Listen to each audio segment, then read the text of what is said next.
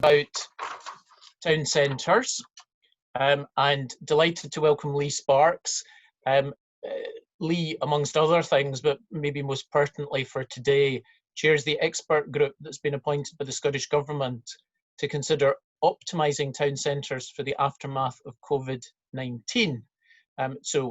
Great opportunity today to discuss the current and future situation for town centres.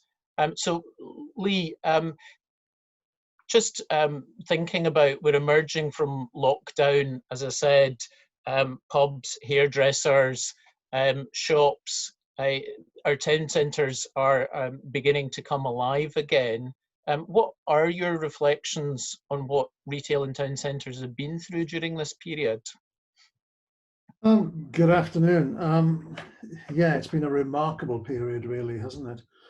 If we start with retail, I think, then clearly the division of retail into essential and non-essential has shown a remarkable variation in terms of what businesses have gone through, and we've had some that have simply had no trading and others who've done pretty well out of it. Within that, we've seen differences by different places as well as different retailers. So we've seen local retailers seemingly do pretty well, and we've seen more of a sense of community about the place. And businesses and places as a consequence, I think, have been trying to work out how all that fits together.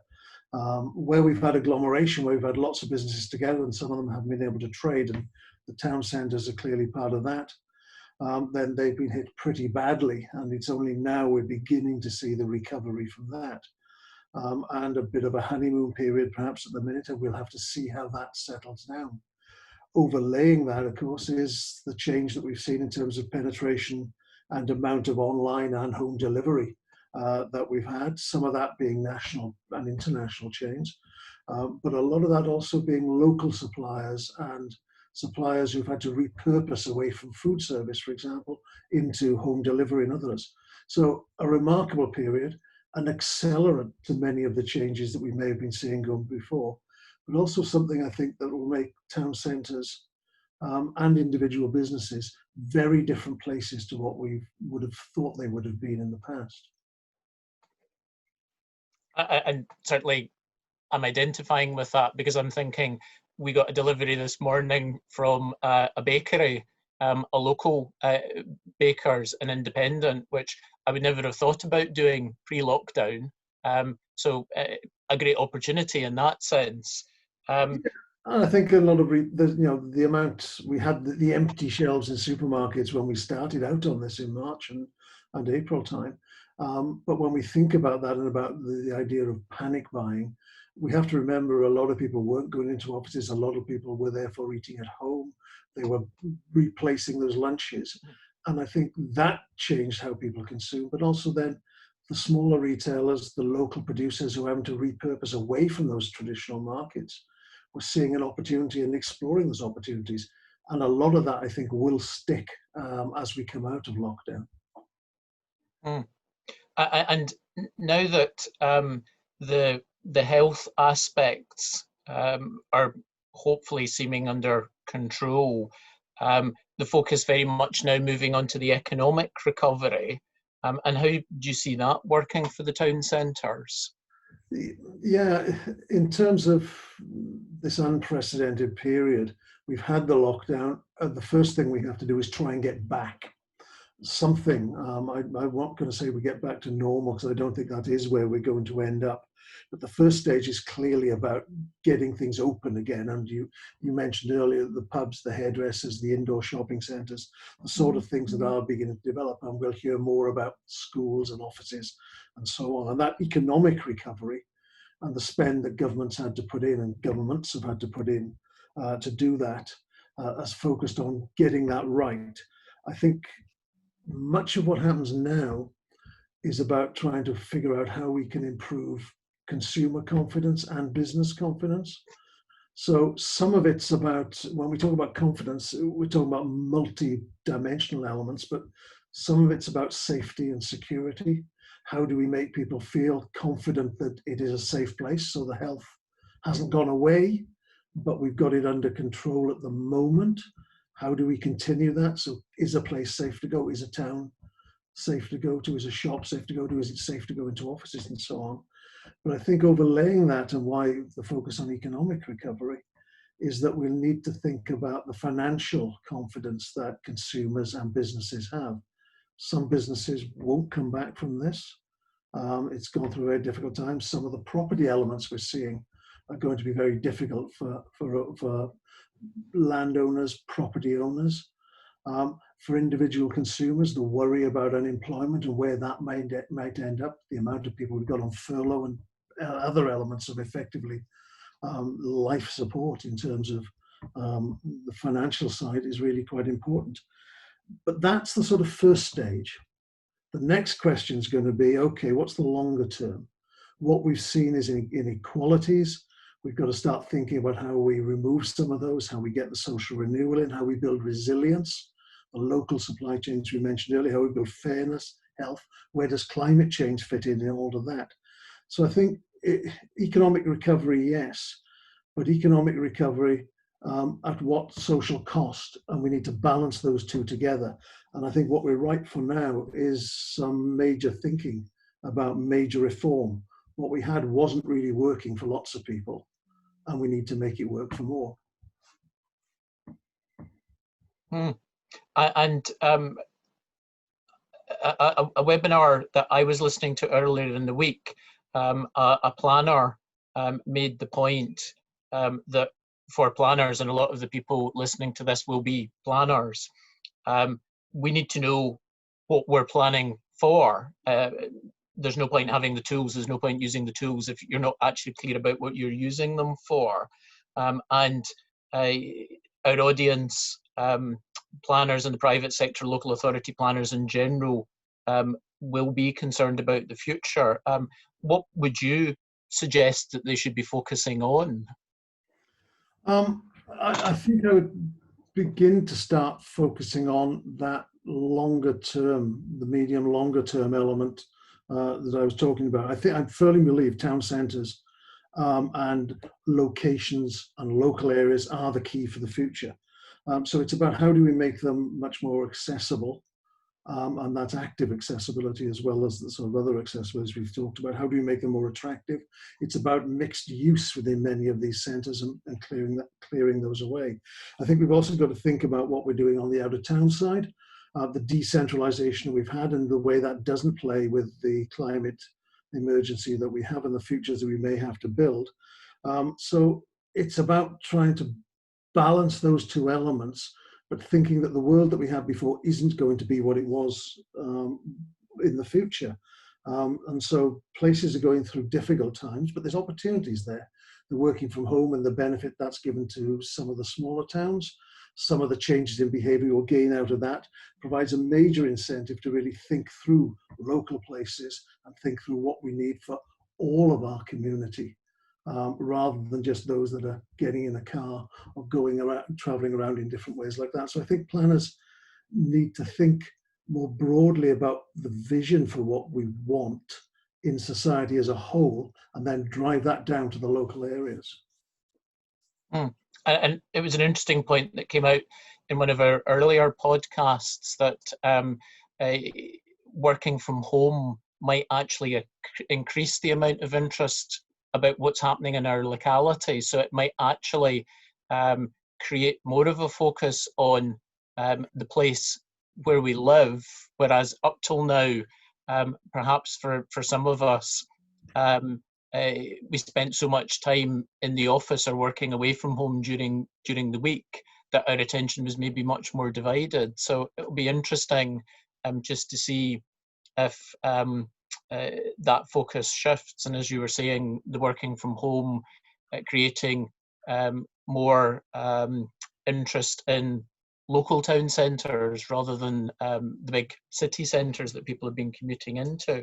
I think on that, Neil, our horizons have been constrained and our behaviours have been challenged as a consequence of that, but it's allowed more of a sense of both community, but also exploration of what's around there, and also a recognition of what we then need. So when we think about bigger cities, then that notion of that individual big centre, the CBD, where we bring in thousands of people into offices.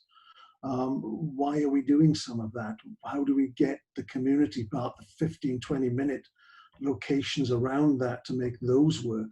And if we're not traveling, as you said, from smaller connected towns into cities and into those areas, what does that mean for the smaller towns? And how can we build a better place there? And I think those are the sort of things we're going to see much more emphasis on. Hmm. And you mentioned earlier on about the climate emergency.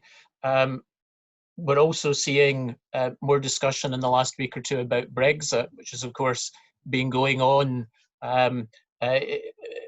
slightly under the radar because we were all focusing on other much more important things, but now creating much more attention. And the climate emergency likewise, that I noticed on the BBC News last night, the climate emergency was back as the opening headline, as it were. So how do you see these other big picture issues, Brexit, climate emergency, interacting in our town centres? Yeah, I think on the climate emergency, I've probably covered quite a bit of that in the sort of emphasis I've said before. Much of what we've done and the way we've been behaving isn't sustainable and hasn't been sustainable. And what we need to think about is how do we actually accelerate the change away from those unsustainable activities that we've been carrying out. Some of that's about leveling obvious playing fields at the moment. The switch to digital is a good example of that.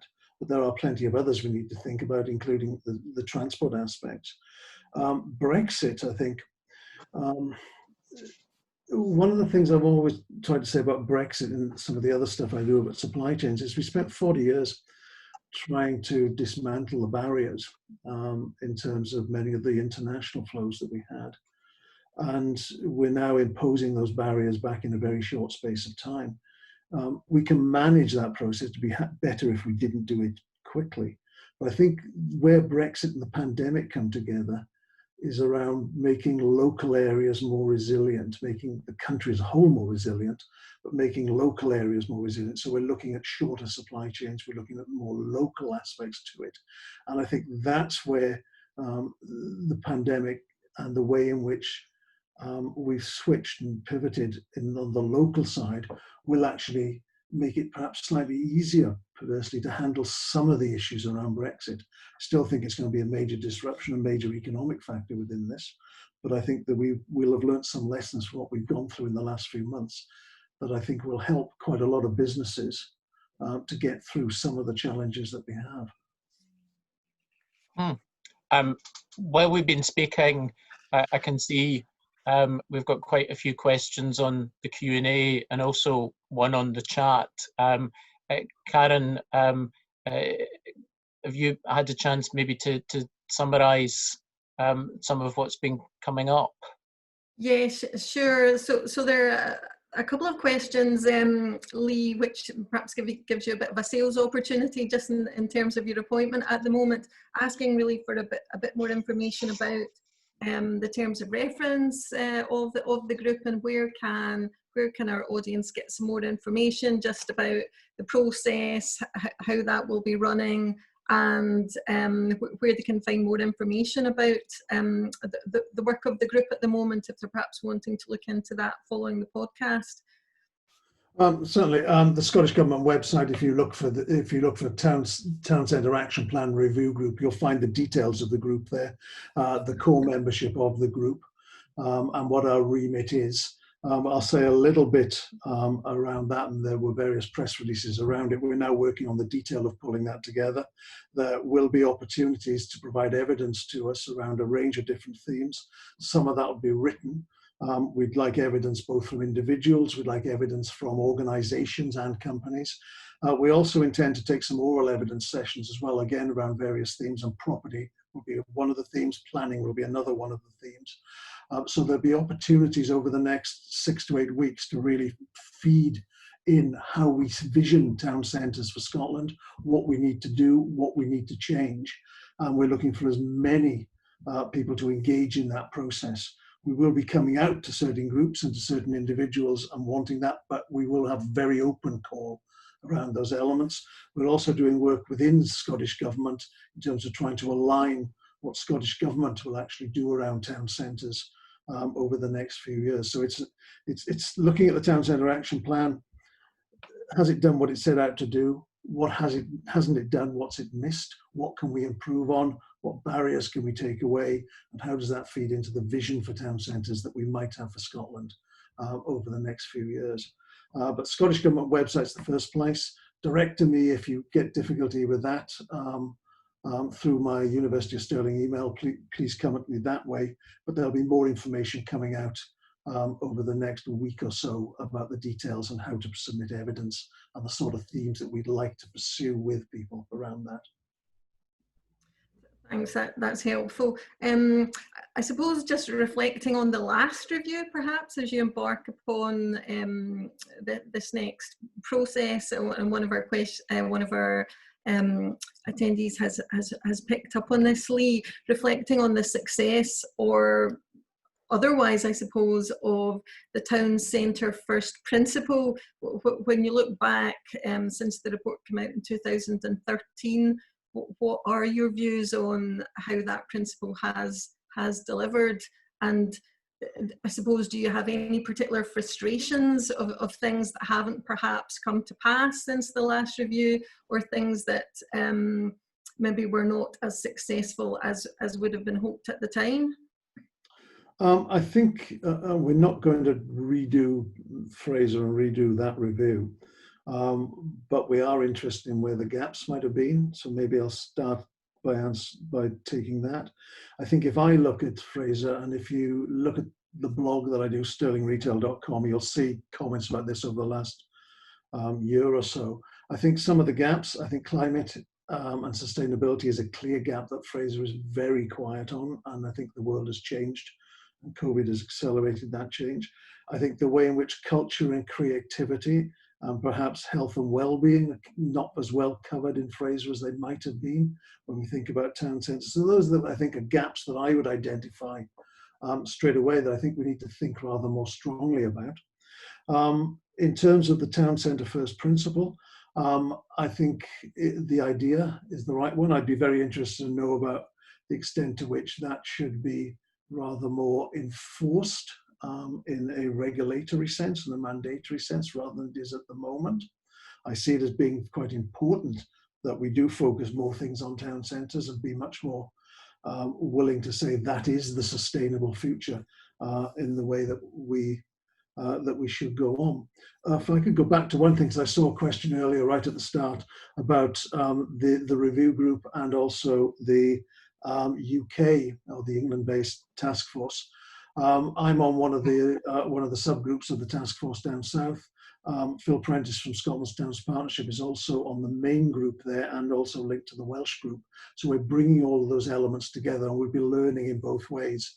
And I'm talking to a range of people down there and have good contacts within some of the people who are driving that down south. So there will be links across that. We'll be looking to bring in that and learn across the two pieces.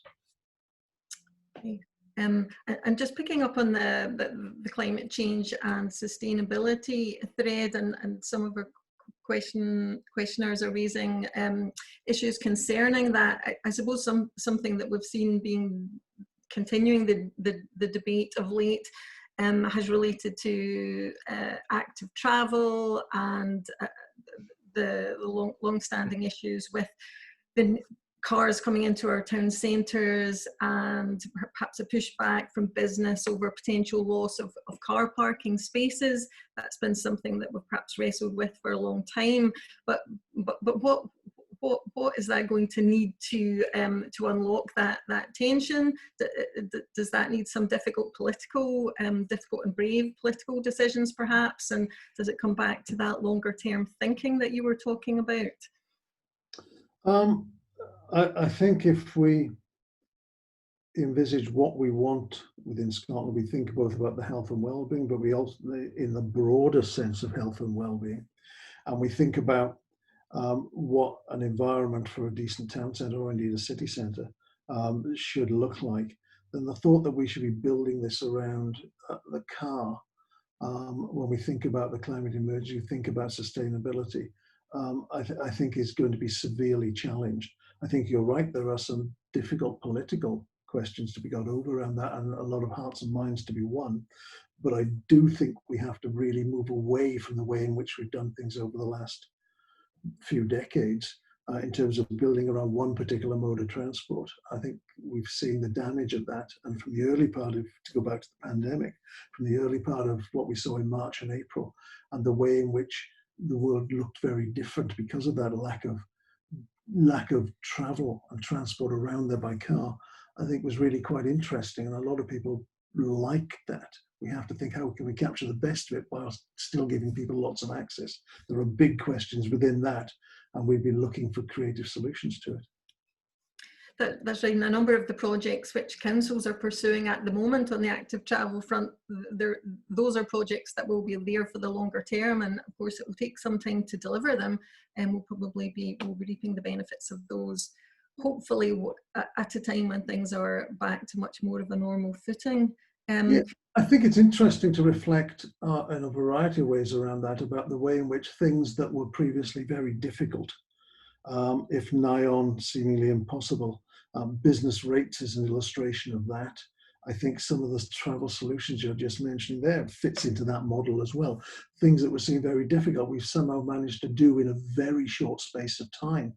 So a lot of this is about the will to actually change things and do things, and to think more radically than perhaps we have in the past, and to actually just say we need to do this stuff rather than have an awful lot of reflection around whether business rates are fit for purpose over the last 25 years or so. I think we're showing through what we've done over the last 4 months, we can move quickly if we want to move quickly for some of these things, and we should be putting far more of these approaches in place. And just picking up on rates is obviously one of the tools that can be used by government to try and affect change in the town centre. Some of the questions that I'm seeing popping up around other tools, maybe Neil, you want to come in on this question too, but ideas being floated obviously around the use classes order, improvement districts in one form or another. We've had, of course, business improvement districts for a long time, and perhaps being used to greater or lesser effect. Discussions around the next sort of model of improvement districts, which could play a part in revitalisation of our town centres. So there, as Neil was saying, a lot of tools in the toolkit, but are there any that you might think would be nearer the top of the list? I don't know if Neil, you might have thoughts on any of those as a starter. Well, I can maybe start on the planning aspects, and Leigh could maybe pick up on improvement districts and the like, that I'm less familiar with those. They're not so integral to planning. But I think the issue there, as you said, I mentioned the toolkit, and the preface to the question I put to Leigh before, you need to know what you're using the tools for, and the danger of the deregulation approach in planning that the current Westminster government is very keen on. The danger with that is that it's seen as an end in itself, rather than saying, well, what is it we need the planning system to do? What are the outputs we're looking for? And it is risking the quality of the built environment. And that tips into the health and well-being that has been consistently mentioned all the way through today. That's the risk of deregulation. I also feel there's a risk when fiscal or deregulatory type incentives are introduced. It can distort the market between towns, as it were. I mean, we saw that previously with enterprise zones, that there was always a feeling that more mobile organisations just move to where the incentives are, and it's not necessarily the right location for them, and they might not be sustainable at that location in the long term. It's also potentially not sustainable for the location, because they're not necessarily attracting the organisations and the uses that they need. It's more of a free-for-all in saying, well, something is better than nothing, but in the longer term, that something isn't necessarily better. And focusing on, again, as we've been mentioning, the local organisations, the smaller enterprises. I've seen a lot of interesting mention of initiatives in England, Preston, I think in particular, and Leo know much more about this than me, of a sort of indoor market style where you're making an attractive environment for the customers, but you're providing the smaller scale enterprises with the opportunity without having huge upfront costs. And if they're successful, they can scale up. So I think it's important in thinking about tools to just not necessarily jump in and say deregulation is good, because it isn't necessarily. Leigh, do you want to come in on that? Yeah, so a couple of things to follow on that, if I may.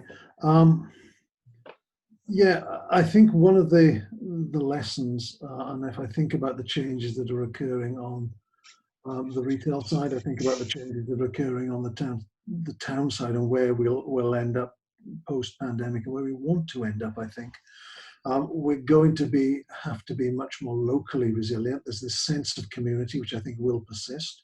There is a feeling around all of that. So what are the local businesses? What are the community groups? What are the enterprises developments that we can actually do on a local level? And how can we energize that best at that local level? And some of that might be a differential way in which local authorities think about their towns, some of the investments they make in towns. And there are examples. You mentioned Preston, Stockton would be another example of that.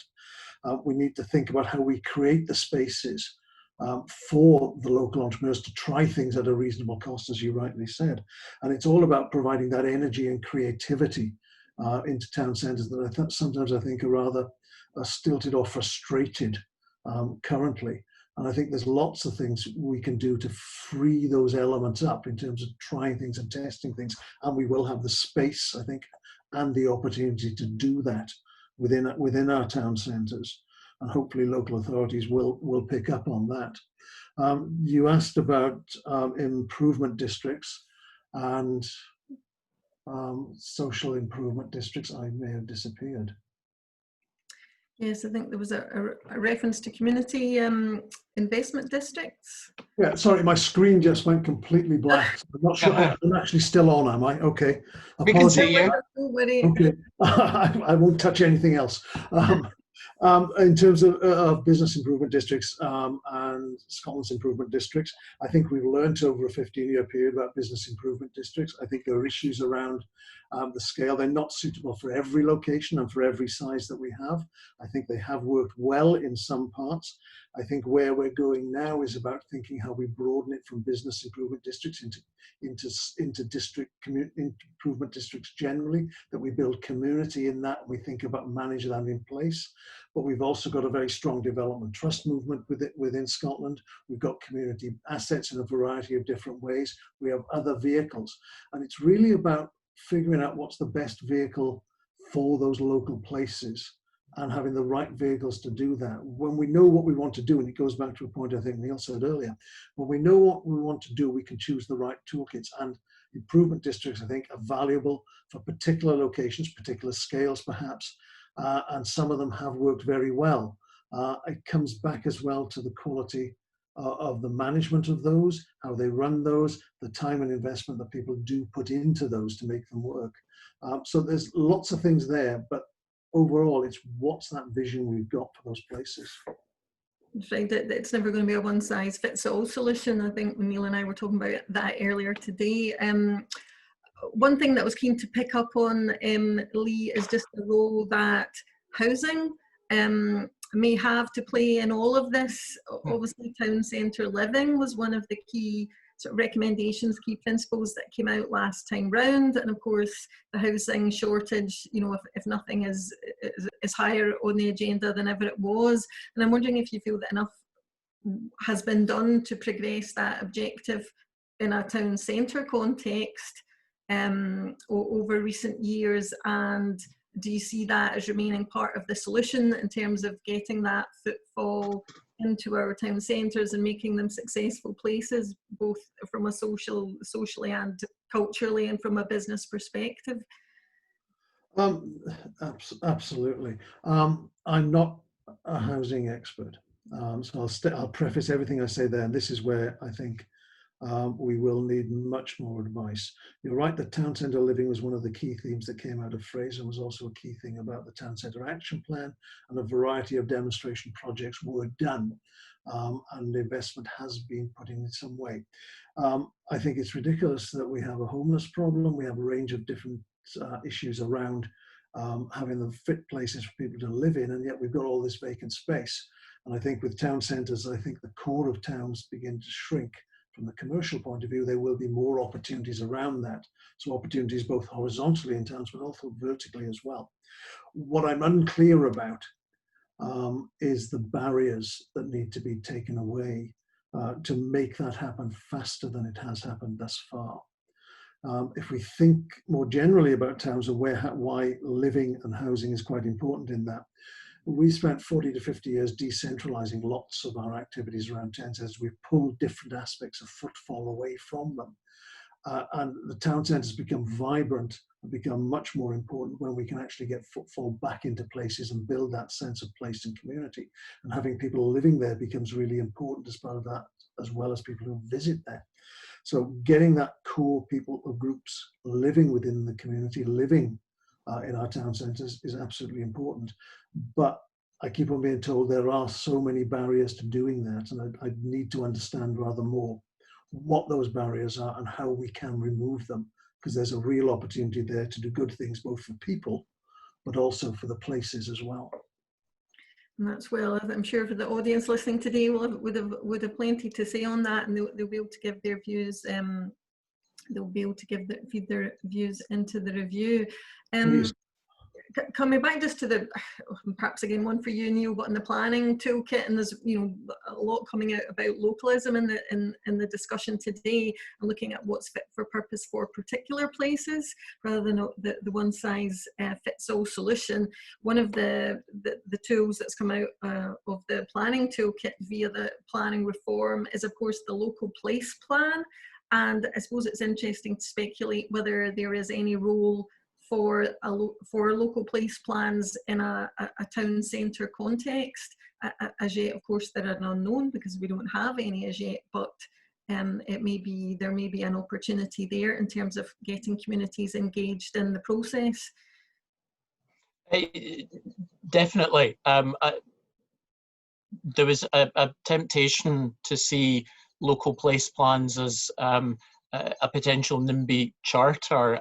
So I've been trying very hard to emphasise the positives and the opportunities. And as Leigh was mentioning, there are various locations around Scotland where communities are engaged in development trusts and the like, and interest. And the local place plan is a useful way of capturing that enthusiasm, creating a vision, capturing the vision, looking at how it's delivered. So I think it's one of the potential solutions, in the sense that I'm sure there are a lot of people who get frustrated because it's a situation where, oh, there's lots of good ideas, but we can't make anything happen, or how do we make something happen? And in right place, right time, the local place plan could be that way of bringing it all together, packaging it, looking at actual actions and outputs, and potentially being flexible enough that it could interact with ideas about whether it's improvement districts or fiscal incentives or whatever it happens to be. But I think that's the beauty of engaging at the more local level, that people can come up with innovative ideas that might not have come up with otherwise. Are those something, the local place plans, is that something that's on your radar, Leigh, or you'll be open to people sort of making a pitch to you about that potentially? I'm certainly open to understanding more about it. It's not something I would say I know enough about at this particular point to really add any comment. The only thing I perhaps would say, it's worthwhile thinking as well that other activities that the Scottish Government are undertaking, the social renewal activities that they're looking at very closely at the moment. And so when we talk about local place plans and communities, we need to think about even having the people whose voices are often hidden within that and having those come to the fore as well. So it is truly of the community rather than just being those who can sometimes shout loudest. Yes, and I think that's it's a problem that the planning system's constantly grappling with. You know, by whatever mechanism I think you're talking about. And just picking up on another question, I'm trying to keep an eye on what's coming in, and people are certainly very interested in the discussion. One of our listeners just mentioning the work that's being done on vacant and derelict land by the Scottish Land Commission at the moment, and just suggesting that there may be an obvious link up there in terms of the work that your group's doing.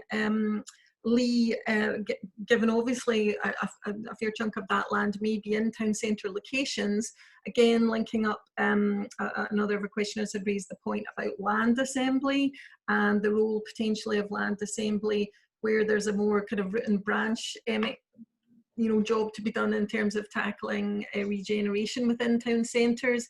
I know that compulsory purchase was again one of the tools that was discussed last time round with your review, and good work's been done in respect of empty homes, certainly over recent years, in bringing some of those properties back into use. So I guess an opportunity there perhaps to be linking up with the Land Commission, but do you see that issue of vacant and derelict land still being something that's got to be tackled in the town centre context? Yeah, I think if you think through the themes that we've been suggesting thus far, so we talk about sustainability, we talk about the climate emergency. One of the things that we are going to have to rebalance is the way in which we think about the land that we have that we can repurpose in a variety of ways. Some of that land is currently vacant and derelict. Some of that land will be property that's moving out of particular uses. Whether that's shopping centres that need to be repurposed. And some of that could go into housing, as one illustration on living. Whether that's just individual buildings in other smaller towns that need to be used in certain ways, whether it's community or other uses as well. All of that we've got to think about, because we need to use the assets that we've got, because we shouldn't be looking to expand where we already have things we can build on. So in terms of the vacant and derelict land, yes, well aware of it, want to know more, well, what we can do, how can we use that space, how can we do it? When we think about property within town centres, I think there is activities for land assembly within that, but I think given the changes that I think we're living through and the sheer scale of what I think is going to happen in many places, we will have plenty of opportunity, I think, to rethink what we should put into town centres from those existing buildings and locations. We may need some aspects of assembly, but I think there will be plenty of opportunities without having to use that. I think the landscape has changed quite dramatically in that sense. I'd also make a plea that we think in town centres as well about how we make them rather more attractive and more useful. So we think about the spaces, not just the buildings. So we begin to think about green space and how we actually use the streetscapes and use the bits within the buildings as well, between the buildings, sorry. So lots of opportunities there, certainly. Yep, and it's obviously uppermost in the mind, I guess, of Scottish Government, just given how they've badged this whole exercise. It's important not to forget about that. I'm just conscious of the time. We're almost up to the end of our allotted time for the podcast today. I don't know if I can sneak in a wee cheeky question at the end. You don't have to answer this one, Leigh, if you don't want to be put on the spot, but someone has asked the question whether you would like to pick out any exemplar town centres in the Scottish context. Is that too contentious? At the minute, I wouldn't want to. I think there are others who know the range of things. If we've got 480 odd towns across Scotland, which is the figure we use in our Understanding Scottish Places website, there are, as said earlier, the one size doesn't fit all, because there are lots of individual, and so I think there are lots of great things going on in individual towns. But I could turn the question round if I could. I would like to know what other people think are the best examples of what works and why it works in particular places. And also, what were the barriers that made it work more slowly than it might have been?